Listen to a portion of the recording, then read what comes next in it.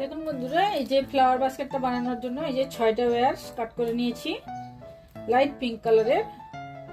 1 2 3 4 5 6 প্রত্যেকটা ওয়্যারের মেজারমেন্টস হচ্ছে 5 ফিট করে।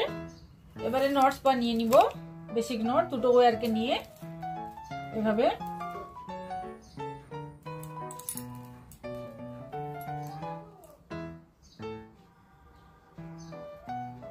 সমান করে নিব কাটারটাকে নিয়ে। তারপর আর একটা ওয়্যার নিয়ে নিব, দিয়ে বেসিক নট বানাবো। বন্ধুরা, বেসিক নটের ভিডিও আমার চ্যানেলে আছে, তবু আমি দেখি এইভাবে